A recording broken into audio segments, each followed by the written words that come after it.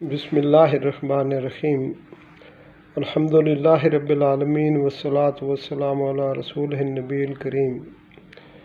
میرے پیارو، اللہ سبحانہ و تعالی نے سورہ تحریم 66 نمبر سورت، اس میں 6 عورتوں کا قصہ بیان فرمایا ہے۔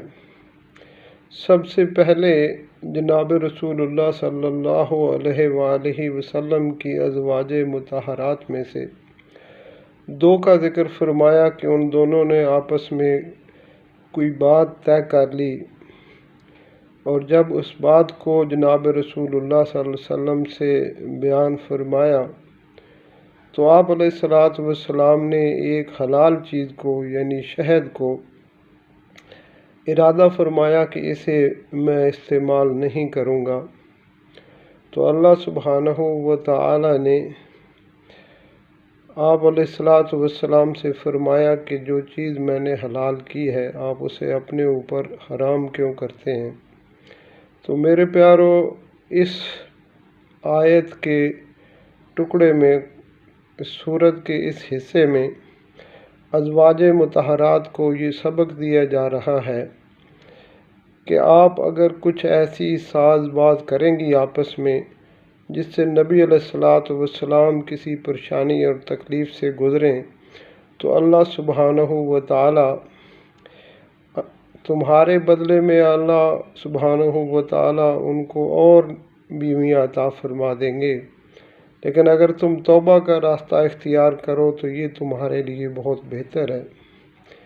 میرے پیارو، اس کے بعد اللہ سبحانہ و تعالی نے لوط اور نوح علیہ السلام کی بیویوں کا ذکر فرمایا کہ انہوں نے اپنے خاوندوں سے کسی قدر خیانت کی، یعنی نبی علیہ الصلوۃ والسلام کا جیسے ذکر فرمایا کہ ایک ذرا سی بات سے بھی آپ کو تکلیف پہنچی تو اللہ سبحانہ و تعالیٰ کو یہ بات پسند نہیں آئی۔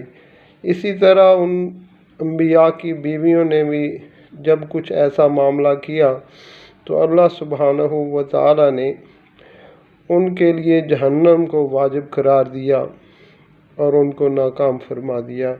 اگرچہ وہ انبیاء کی بیویاں تھیں، لیکن اس کے باوجود جب انہوں نے رجوع اللہ نہیں کیا، توبہ نہیں کی، تو اللہ سبحانہ و تعالیٰ نے ان کو جہنم کا ایندھن بنا دیا۔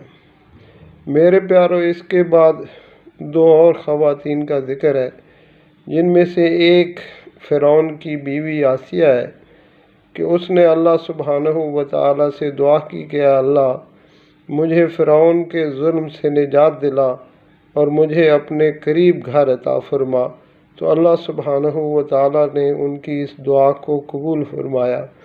میرے پیارو، اس کے بعد سیدہ مریم علیہ السلام کے ذکر آتا ہے کہ اگرچہ انہوں نے بہت پریشانیوں کا سامنا کیا، لیکن اللہ سبحانہ و تعالیٰ نے ان کو اس ثابت قدمی پر بہت بڑا مقام عطا فرمایا۔ میرے پیارو، آخرت میں فرعون کی بیوی آسیہ اور سیدہ مریم علیہ السلام جناب رسول اللہ صلی اللہ علیہ وسلم کی زوجیت میں دی جائیں گی۔ اللہ سبحانہ و تعالیٰ نے ان کا جنت میں کتنا بڑا اکرام فرمایا۔ میرے پیارو، اللہ سبحانہ و تعالیٰ ہمیں ان باتوں سے سبق حاصل کرنے کی توفیق عطا فرمائیں۔ آمین آمین آمین۔